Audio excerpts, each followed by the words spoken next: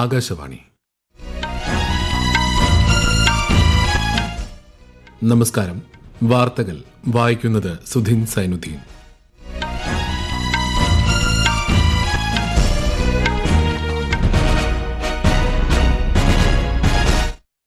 പ്രധാന വാർത്തകൾ.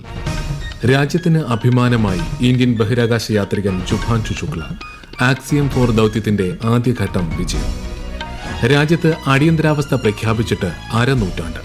അടിയന്തരാവസ്ഥയ്ക്കെതിരെയുള്ള പോരാട്ടത്തിൽ പ്രധാനമന്ത്രി നരേന്ദ്രമോദിയുടെ പങ്കിനെക്കുറിച്ചുള്ള പുസ്തകം കേന്ദ്രമന്ത്രി അമിത്ഷാ പ്രകാശനം ചെയ്തു. പൂനെ മെട്രോ റെയിൽ പദ്ധതി 2ാം ഘട്ട വികസനത്തിന് കേന്ദ്ര മന്ത്രിസഭാ അംഗീകാരം. ഝാർഖണ്ഡിലെ ഛരിയ കൽക്കരിപ്പാടത്തിന്റെ പുനരുദ്ധാരണത്തിനുള്ള പുതുക്കിയ മാസ്റ്റർ പ്ലാനിനും അനുമതി. കേരളത്തിൽ അതിശക്തമായ മഴയ്ക്ക് സാധ്യതയെന്ന കേന്ദ്ര കാലാവസ്ഥാ വകുപ്പ്. വയനാട് മേപ്പാടി ചുരൽമല മേഖലയിൽ മണ്ണിടിച്ചിൽ, മലയോര മേഖലയിൽ കനത്ത ജാഗ്രത. 2026 മുതൽ CBSE 10ാം ക്ലാസ് വാർഷിക പരീക്ഷ 2 ഘട്ടമായി നടത്തും.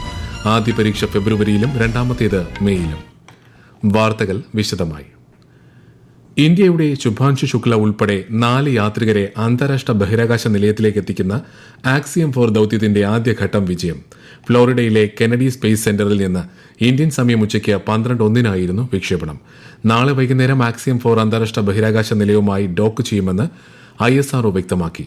ബഹിരാകാശ യാത്രയുടെ ഭാഗമായ ശുഭാൻഷു ശുക്ല ഉൾപ്പെടെയുള്ള യാത്രികർക്ക് രാഷ്ട്രപതി ദ്രൌപദി മുർമു, പ്രധാനമന്ത്രി നരേന്ദ്രമോദി തുടങ്ങിയവർ വിജയാശംസകൾ നേർന്നു. രാകേഷ് ശർമ്മയ്ക്ക് ശേഷം ഇതാദ്യമായാണ് 4 പതിറ്റാണ്ടുകൾക്കിപ്പുറം ഒരു ഇന്ത്യക്കാരൻ ബഹിരാകാശത്തേക്ക് കുതിക്കുന്നത്. അതേസമയം യാത്ര വളരെ അത്ഭുതകരമായ അനുഭവമാണ് നൽകുന്നതെന്ന് ബഹിരാകാശത്ത് നിന്നും നൽകിയ സന്ദേശത്തിൽ ശുഭാൻഷു ശുക്ല പറഞ്ഞു. नमस्कार मेरे प्यारे देशवासियों, वॉट ए राइड। 40 साल बाद हम वापस अंतरिक्ष में पहुंच गए हैं और कमाल की राइड थी। इस समय हम 7.5 किलोमीटर प्रति सेकंड की रफ्तार से पृथ्वी के चारों तरफ घूम रहे हैं और मेरे कंधे पे मेरे साथ मेरा तिरंगा है, जो मुझे बता रहा है कि नहीं हूँ, मैं आप सबके साथ हूँ। ये मेरी इंटरनेशनल स्पेस स्टेशन तक की जर्नी की शुरुआत नहीं है, ये भारत के ह्यूमन स्पेस प्रोग्राम की शुरुआत है. നാസ, ആക്സിയം സ്പേസ് എക്സ് എന്നിവയുടെ 14 ദിവസത്തെ സംയുക്ത ബഹിരാകാശ ദൌത്യമാണ് ആക്സിയം 4. രാജ്യത്ത് അടിയന്തരാവസ്ഥ പ്രഖ്യാപിച്ചിട്ട് ഇന്നേക്ക് അരനൂറ്റാണ്ട്. ഭരണഘടനാ മൂല്യങ്ങൾ അട്ടിമറിക്കപ്പെട്ടതിന്റെ ഓർമ്മപ്പെടുത്തലായി രാജ്യം ഈ ദിവസം സംവിധാൻ ഹത്യാ ദിവസായി ആചരിക്കുകയാണ്. അടിയന്തരാവസ്ഥ കാലത്ത് കടുത്ത പീഡനങ്ങൾ നേരിടേണ്ടി വന്നവർക്കുള്ള ആദരവായാണ് ദിനാചരണം. 1975 ജൂൺ 25 ആഭ്യന്തര പ്രശ്നങ്ങൾ രാജ്യത്തിന് ഭീഷണി ഉയർത്തുന്നതായി ചൂണ്ടിക്കാട്ടി രാഷ്ട്രപതിയായിരുന്ന ഫക്രുദ്ദീൻ അലി അഹമ്മദ് അടിയന്തരാവസ്ഥ പ്രഖ്യാപിച്ചത്. അന്നത്തെ പ്രധാനമന്ത്രിയായിരുന്ന ഇന്ദിരാഗാന്ധിക്ക് തിരഞ്ഞെടുപ്പ് കേസിൽ കോടതിയിൽ നിന്ന് തിരിച്ചടിയുണ്ടായതിന് പിന്നാലെയായിരുന്നു ഈ നടപടി. അടിയന്തരാവസ്ഥയ്ക്കെതിരെ പോരാടിയവരെ അഭിവാദ്യം ചെയ്ത പ്രധാനമന്ത്രി നരേന്ദ്രമോദി, വ്യത്യസ്ത പ്രത്യയശാസ്ത്രങ്ങളിൽ വിശ്വസിക്കുന്ന നിരവധി പേർ ഇന്ത്യൻ ജനാധിപത്യത്തെ സംരക്ഷിക്കുന്നതിനായി അടിയന്തരാവസ്ഥയ്ക്കെതിരെ ഒരുമിച്ച് പോരാടിയതായി അദ്ദേഹം സമൂഹമാധ്യമത്തിൽ കുറിച്ചു. വീണ്ടും ഒരു അടിയന്തരാവസ്ഥ ആവർത്തിക്കാതിരിക്കാൻ ആ കാലഘട്ടത്തിന്റെ ഓർമ്മകൾ സജീവമായി നിലനിർത്തണമെന്ന് ജനങ്ങളോട് ആഹ്വാനം ചെയ്ത കേന്ദ്ര ആഭ്യന്തരമന്ത്രി അമിത്ഷാ, അടിയന്തരാവസ്ഥയ്ക്കെതിരെയുള്ള പോരാട്ടത്തിൽ പ്രധാനമന്ത്രി നരേന്ദ്രമോദിയുടെ പങ്കിനെക്കുറിച്ചുള്ള the emergency diaries years that forged a leader എന്ന പുസ്തകം പ്രകാശനം ചെയ്യുകയായിരുന്നു അദ്ദേഹം. അടിയന്തരാവസ്ഥ കാലത്ത് ജനങ്ങൾ നേരിട്ട അതിക്രമങ്ങൾ അദ്ദേഹം സ്മരിച്ചു. ജനാധിപത്യ മൂല്യങ്ങളെ സംരക്ഷിക്കുന്നതിനായി ശ്രീ മോദി നടത്തിയ പ്രവർത്തനങ്ങളാണ് പ്രധാനമന്ത്രിയുടെ പുസ്തകത്തിൽ പ്രതിപാദിക്കുന്നത്. പൂനെ മെട്രോ റെയിൽ പദ്ധതി 2ാം ഘട്ട വികസനത്തിനൊരുങ്ങി കേന്ദ്ര സർക്കാർ. 3626 കോടി രൂപ ചെലവിൽ പദ്ധതി നടപ്പാക്കാൻ ഇന്ന് നടന്ന കേന്ദ്ര മന്ത്രിസഭാ യോഗത്തിൽ തീരുമാനിച്ചതായി കേന്ദ്രമന്ത്രി അശ്വിനി വൈഷ്ണവ് അറിയിച്ചു. പ്രധാനമന്ത്രി നരേന്ദ്രമോദിയുടെ നേതൃത്വത്തിൽ ചേർന്ന കേന്ദ്ര മന്ത്രിസഭാ യോഗത്തിന്റെ തീരുമാനങ്ങൾ മാധ്യമങ്ങളോട് വിവരിക്കുകയായിരുന്നു അദ്ദേഹം. 13 സ്റ്റേഷനുകളുള്ള പുതിയ മെട്രോ ലൈനായി 12.75 കിലോമീറ്റർ കൂടി കൂട്ടിച്ചേർക്കുമെന്നും അദ്ദേഹം പറഞ്ഞു. ഇതിനു പുറമെ ഝാർഖണ്ഡിലെ ഛരിയ കൽക്കരിപ്പാടത്തിന്റെ പുനരുദ്ധാരണത്തിനായുള്ള പുതുക്കിയ മാസ്റ്റർ പ്ലാനിന് സർക്കാർ അനുമതി നൽകിയതായും ശ്രീ വൈഷ്ണവ് പറഞ്ഞു. ഉത്തർപ്രദേശിലെ ആഗ്രയിൽ international potato centre south Asia regional centre സ്ഥാപിക്കുന്നതിനുള്ള നിർദ്ദേശം സർക്കാർ അംഗീകരിച്ചതായും അദ്ദേഹം അറിയിച്ചു. രാജ്യത്ത് അടിയന്തരാവസ്ഥ പ്രഖ്യാപിച്ചതിന്റെ 50 വർഷങ്ങൾ ആചരിക്കുന്നത് സംബന്ധിച്ച പ്രമേയം യോഗം പാസാക്കി. Union Cabinet, chaired by Honorable Prime Minister Shri Narendra Modi ji, resolved to commemorate and honor the sacrifices of countless individuals who valiantly resisted the emergency and its attempt at subversion of the spirit of Indian Constitution. To mark the occasion, a 2-minute silence was observed in today's meeting of the Union Cabinet as a tribute to those whose constitutionally guaranteed democratic rights were taken away and who were then subjected to unimaginable horrors.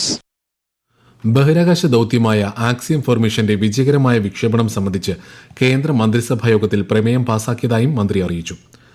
സെക്രട്ടേറിയറ്റിലെയും വകുപ്പ് അധ്യക്ഷന്മാരുടെ കാര്യാലയങ്ങളിലെയും May 31 വരെയുള്ള കുടിശ്ശിക ഫയലുകൾ തീർപ്പാക്കുന്നതിന് അടുത്ത മാസം 1 മുതൽ August 31 വരെ file അദാലത്തുകൾ സംഘടിപ്പിക്കാൻ സംസ്ഥാന മന്ത്രിസഭായോഗത്തിൽ തീരുമാനം. സംസ്ഥാനത്തെ ജലവിഭവ പരിപാലനം കൂടുതൽ കാര്യക്ഷമമാക്കാൻ ലക്ഷ്യമിട്ട് കേരള നദീതട സംരക്ഷണ മാനേജ്മെന്റ് ചട്ടക്കൂടിനും മന്ത്രിസഭ അംഗീകാരം നൽകി.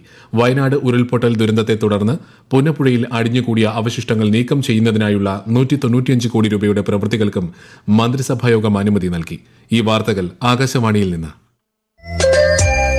ആകാശവാണി വാർത്തകളും വാർത്താ അധിഷ്ഠിത പരിപാടികളും all India radio news Thiruvananthapuram YouTube ചാനലിലും @all India radio news Thiruvananthapuram Facebook പേജിലും AIR ന്യൂസ് _തിരുവനന്തപുരം ഇൻസ്റ്റഗ്രാം അക്കൌണ്ടിലും @AIR ന്യൂസ് _TVM X ഹാൻഡിലും ലഭ്യമാണ്.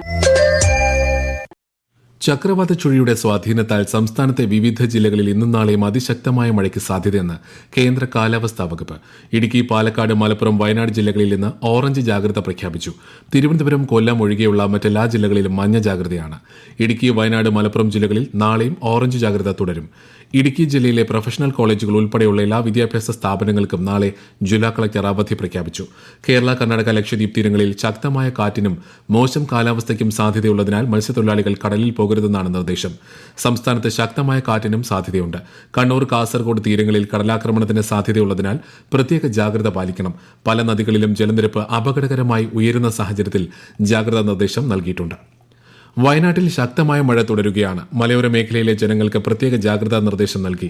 മേപ്പാടി, ചുരൽമല മേഖലയിൽ കഴിഞ്ഞ വർഷം ഉരുൾപൊട്ടലുണ്ടായിടത്തെ മണ്ണിടിച്ചിലും പുന്നപ്പുഴയിലെ ശക്തമായ നീരൊഴുക്കും പ്രദേശവാസികളെ ആശങ്കയിലാഴ്ത്തി.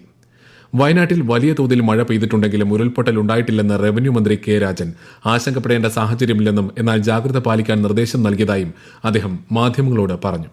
ഉരുൾപൊട്ടൽ ഉൾപ്പെടെയുള്ള ഏതെങ്കിലും വിധത്തിലുള്ള അപകടം ഒരു കാരണവശാലും ഉണ്ടായിട്ടില്ല. പുഞ്ചിരിമുറ്റം വരെ റവന്യൂ ഉദ്യോഗസ്ഥന്മാർ പോയിരുന്നു. തൊഴിലാളികളോട് തൽക്കാലം അപ്പുറത്തേക്ക് കടക്കേണ്ടതില്ല എന്ന് നിശ്ചയിച്ചിട്ടുണ്ട്. നല്ല ജാഗ്രതയോടുകൂടിയാണ് കാര്യങ്ങൾ മുന്നോട്ട് കൊണ്ടുപോകുന്നത്. വയനാട് ജില്ലയിൽ എവിടെയും ഉരുൾപൊട്ടലുമായിട്ട് ബന്ധപ്പെട്ട ഏതെങ്കിലും സാഹചര്യമില്ല.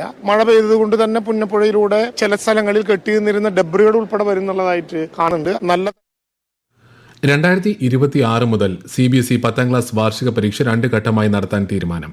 ആദ്യ പരീക്ഷ ഫെബ്രുവരിയിലും രണ്ടാം പരീക്ഷ മെയിലുമായിരിക്കും നടത്തുക. 3 വിഷയങ്ങളിൽ വരെ മാർക്ക് മെച്ചപ്പെടുത്താൻ വിദ്യാർത്ഥികൾക്ക് മെയിൽ നടക്കുന്ന രണ്ടാം ഘട്ട പരീക്ഷ എഴുതാം. ആദ്യഘട്ട പരീക്ഷ എല്ലാ വിദ്യാർത്ഥികളും നിർബന്ധമായും എഴുതണം. ആദ്യ പരീക്ഷയുടെ ഫലം ഏപ്രിലിലും രണ്ടാമത്തെ പരീക്ഷാ ഫലം ജൂണിലും പ്രസിദ്ധീകരിക്കും. ഓപ്പറേഷൻ സിന്ധുവിന്റെ ഭാഗമായി 818 ഇന്ത്യക്കാർ ഇസ്രായേലിൽ നിന്നും മടങ്ങിയെത്തി. വ്യോമസേനയുടെ വിമാനത്തിൽ ഇന്ന് രാവിലെ എത്തിയ 224 ഇന്ത്യക്കാരെ കേന്ദ്ര സഹമന്ത്രി ശോഭ കരന്തലാജെ സ്വീകരിച്ചു. ഇന്ത്യൻ പൌരന്മാരുടെ സുരക്ഷയ്ക്കും ക്ഷേമത്തിനുമാണ് സർക്കാർ പരിഗണന നൽകുന്നതെന്ന് വിദേശകാര്യ മന്ത്രാലയം അറിയിച്ചു. അതേസമയം ദൌത്യത്തിന്റെ ഭാഗമായി ഇസ്രായേലിൽ നിന്ന് 36 മലയാളികൾ കൂടി ഡൽഹിയിൽ മടങ്ങിയെത്തി. അന്താരാഷ്ട്ര ആണവോർജ്ജ ഏജൻസിയുമായുള്ള സഹകരണം നിർത്തിവെക്കുന്ന ബില്ലിന് ഇറാൻ പാർലമെന്റ് അംഗീകാരം നൽകി. ഇറാനിലെ 3 ആണവ കേന്ദ്രങ്ങളിൽ US നടത്തിയ ആക്രമണങ്ങളെ തുടർന്നാണ് തീരുമാനം. രാജ്യത്തിന്റെ പരമാധികാരവും താൽപര്യങ്ങളും സംരക്ഷിക്കാൻ തങ്ങൾക്ക് എല്ലാ അവകാശവുമുണ്ടെന്ന് ഇറാൻ അറിയിച്ചു. ഇസ്രായേലിന്റെ രഹസ്യാന്വേഷണ ഏജൻസിയായ മൊസാദിനായി ചാരവൃത്തി നടത്തിയെന്നാരോപിച്ച് 3 പേരെ ഇറാൻ തൂക്കിലേറ്റി. തുർക്കി അതിർത്തിക്ക് സമീപം ഉർമിയയിലാണ് വധശിക്ഷ നടപ്പാക്കിയത്. ഇസ്രായേലുമായി ബന്ധമുണ്ടെന്നാരോപിച്ച് ഇറാൻ 700ഓളം പേരെ അറസ്റ്റ് ചെയ്തിരുന്നു. വടക്കൻ ഗാസയിൽ ഇസ്രായേലി സൈനിക വാഹനം പൊട്ടിത്തെറിച്ച് 7 സൈനികർ കൊല്ലപ്പെട്ടു. കഴിഞ്ഞ ദിവസം ഖാൻ യൂണിസിലായിരുന്നു സംഭവം. സൈനികർ സഞ്ചരിച്ചിരുന്ന കവചിത വാഹനത്തിന് നേരെയാണ് ആക്രമണമുണ്ടായതെന്ന് ഇസ്രായേൽ പ്രതിരോധ സേന അറിയിച്ചു. ഇന്നലെ നടന്ന മറ്റൊരു ആക്രമണത്തിൽ ഒരു ഇസ്രായേലി സൈനികന് ഗുരുതരമായി പരിക്കേറ്റിരുന്നു. പ്രധാന വാർത്തകൾ വീണ്ടും. രാജ്യത്തിന് അഭിമാനമായി ഇന്ത്യൻ ബഹിരാകാശ യാത്രികൻ ശുഭാൻഷു ശുക്ല. ആക്സിയം 4 ദൌത്യത്തിന്റെ ആദ്യഘട്ടം വിജയം. രാജ്യത്ത് അടിയന്തരാവസ്ഥ പ്രഖ്യാപിച്ചിട്ട് അരനൂറ്റാണ്ട്. അടിയന്തരാവസ്ഥയ്ക്കെതിരെയുള്ള പോരാട്ടത്തിൽ പ്രധാനമന്ത്രി നരേന്ദ്രമോദിയുടെ പങ്കിനെക്കുറിച്ചുള്ള പുസ്തകം കേന്ദ്രമന്ത്രി അമിത് ഷാ പ്രകാശനം ചെയ്തു. പുനെ മെട്രോ റെയിൽ പദ്ധതി രണ്ടാം ഘട്ട വികസനത്തിന് കേന്ദ്ര മന്ത്രിസഭാ അംഗീകാരം. ജാർഖണ്ഡിലെ ഛരിയ കൽക്കരിപ്പാടത്തിന്റെ പുനരുദ്ധാരണത്തിനുള്ള പുതുക്കിയ മാസ്റ്റർ പ്ലാനിനും അനുമതി. കേരളത്തിൽ അതിശക്തമായ മഴയ്ക്ക് സാധ്യതയെന്ന കേന്ദ്ര കാലാവസ്ഥാ വകുപ്പ്. വയനാട് മേപ്പാടി ചൂരൽമല മേഖലയിൽ മണ്ണിടിച്ചിൽ. മലയോര മേഖലയിൽ കനത്ത ജാഗ്രത.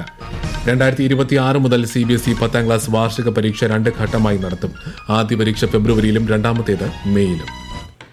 വാർത്തകൾ കഴിഞ്ഞു. അടുത്ത വാർത്താ പ്രക്ഷേപണം 8:35.